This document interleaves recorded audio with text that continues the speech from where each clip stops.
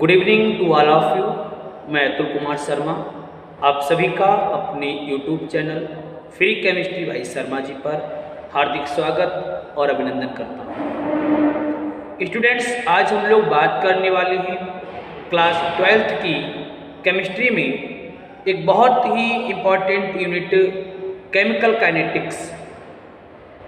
जो unit 4th है उसमें अभी तक गत वर्षों में किन किन प्रश्नों को पूछा गया है और इस वर्ष भी किन प्रश्नों के आने की प्रबल उम्मीद है। तो मैं आप सभी के सामने यूनिट 4th के प्रश्नों को बताने जा रहा हूं। ध्यान से मेरी वीडियो को आप लोग कंप्लीटली देखें ताकि आपको यह एहसास हो सके कि आपको इस यूनिट से कितना आता है। कॉपी पेन ले लीजिए, इस वीडियो को कंप्लीटली देखना है ताकि आपके मार्क्स बहुत ही अच्छे आपको मिल सके। ऐसे सभी स्टूडेंट्स जिन्होंने मेरे चैनल को अभी तक सब्सक्राइब नहीं किया है, सबसे पहले मेरे चैनल को सब्सक्राइब कर लेंगे, साथ ही साथ बेल आइकन को जरूर प्रेस करेंगे ताकि मेरे द्वारा जब भी कोई वीडियो अपलोड की जाती है उसका नोटिफिकेशन आप सभी के लिए सबसे पहले प्राप्त हो सके। स्टूडेंट्स, सबसे पहले मैं बात करूंगा एक इम्पॉर्टेंट प्रश्न जो आपसे पूछा जाता है। वो प्रश्न क्या है? अभिक्रिया की दर। कई बार प्रश्न पूछा गया है एग्जाम में कि अभिक्रिया की दर से आप क्या समझते हैं, अभिक्रिया की दर को परिभाषित कीजिए। तो अगर आपको यह प्रश्न आता है तो आपके लिए बहुत अच्छी बात है। आप इस प्रश्न का उत्तर अगर जानते हैं तो आपको बहुत अच्छे नंबर मिल सकते हैं। कई बार बच्चों एग्जाम में पूछा जाता है कि अभिक्रिया की दर से आप क्या समझते हैं, अभिक्रिया की दर को प्रभावित करने वाले कारकों का वर्णन कीजिए। इंपॉर्टेंट प्रश्न है, तो आपको ध्यान में रखना है कि अभिक्रिया को कौन कौन से कारक प्रभावित करते हैं। दूसरी मैं बात बता दूं, ऑब्जेक्टिव में क्वेश्चन बन सकता है कि अभिक्रिया के दर की इकाई क्या है। तो आपको अभिक्रिया के दर की इकाई पता होनी चाहिए। ये इंपॉर्टेंट प्रश्न है। मैं दूसरे प्रश्न की ओर बढ़ता हूँ। एक क्वेश्चन और आपसे पूछ सकते हैं, वो प्रश्न क्या है? प्रश्न आएगा तात्क्षणिक अभिक्रिया की दर को परिभाषित कीजिए। तो तात्क्षणिक अभिक्रिया की दर आपको पता होनी चाहिए। तात्क्षणिक अभिक्रिया की दर पर क्वेश्चन पूछा जाएगा, आपको ध्यान में रखना। तो अभिक्रिया की दर, तात्क्षणिक अभिक्रिया की दर। और एक तीसरा प्रश्न मैं बता रहा हूं। तीसरा प्रश्न है अभिक्रिया का वेग नियम समीकरण। इसको भी कई बार बच्चों पूछा गया है कि अभिक्रिया के वेग नियम समीकरण को परिभाषित कीजिए। तो आपको अभिक्रिया का वेग नियम समीकरण भी पता होना चाहिए। मैं आगे बात करता हूं। इसके अलावा अन्य प्रश्न की बात करते हैं कि अन्य प्रश्न कौन से हैं। इसमें आपसे पूछ सकते हैं कि मौलिक अभिक्रियाएं और जटिल अभिक्रियाएं क्या होती हैं। ऑब्जेक्टिव में क्वेश्चन पूछ सकते हैं, अतिलघु उत्तरी में प्रश्न पूछ सकते हैं। तो हमको पता होना चाहिए कि मौलिक अभिक्रियाएं और जटिल अभिक्रियाएं क्या होती हैं। इसके पश्चात वेग स्थिरांक इस यूनिट का इंपॉर्टेंट प्रश्न है कि वेग स्थिरांक से आप क्या समझते हैं। वेग स्थिरांक के लक्षण आपको पता होने चाहिए। ये पूरा क्वेश्चन बनेगा कि वेग स्थिरांक से आप क्या समझते हैं, वेग स्थिरांक के लक्षण बताइए। तो आपको यह प्रश्न पता होना चाहिए।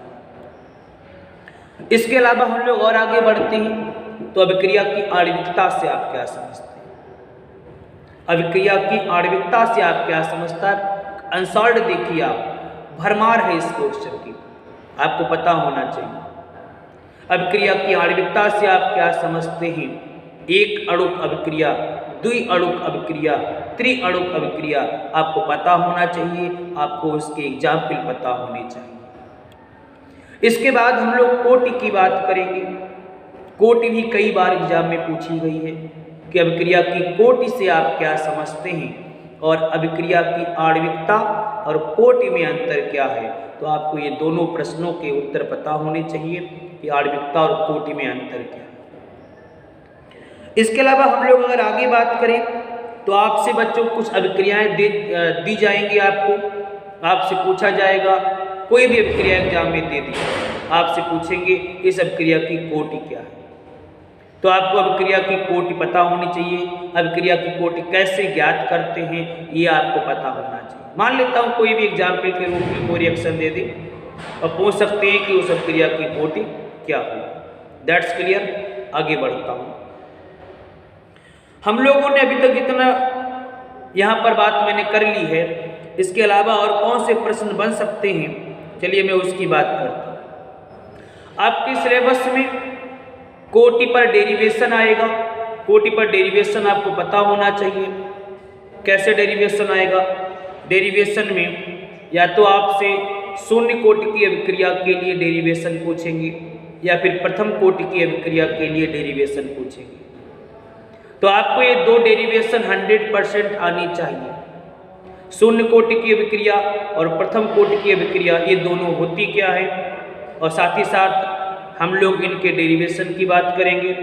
शून्य कोटि और प्रथम कोटि की अभिक्रिया के लिए व्यंजक आप किस प्रकार ज्ञात करेंगे, तो व्यंजक अपने को पता होना चाहिए। That's clear. इंपॉर्टेंट प्रश्न है, हर वर्ष पूछा गया, इस बार भी आपके एग्जाम में पूछा जा सकता है।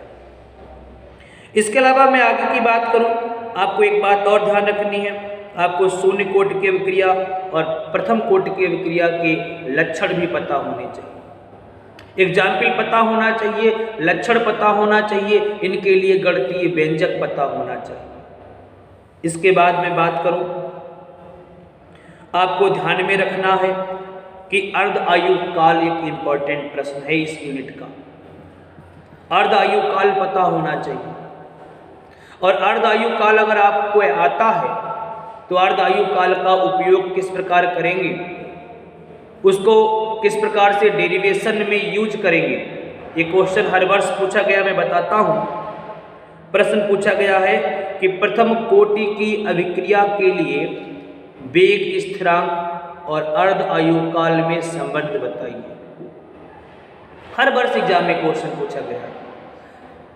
प्रथम कोटि की अभिक्रिया के लिए वेग स्थिरांक और अर्ध आयु काल में संबंध बताइए, या फिर शून्य कोटि की बात करेगा कि शून्य कोटि की अभिक्रिया के लिए अर्ध आयु काल और वेग स्थिरांक में संबंध बताइए। तो ये प्रश्न आपको आना चाहिए, ये प्रश्न आपका इंपॉर्टेंट है, कई बार एग्जाम में पूछा गया। अगर आपके लिए इतने प्रश्न आते हैं तो निश्चित रूप से बच्चों आपके एग्जाम में बहुत अच्छे नंबर मिलने वाले हैं। तो थ्योरी में आपको जितने मैंने क्वेश्चन बताए वो सारे क्वेश्चन आपको आने चाहिए। आपको इस टॉपिक से, इस यूनिट से अगर ये सारे प्रश्न आते हैं तो यकीन मानिए बच्चों आपको बहुत अच्छे नंबर प्राप्त होंगे।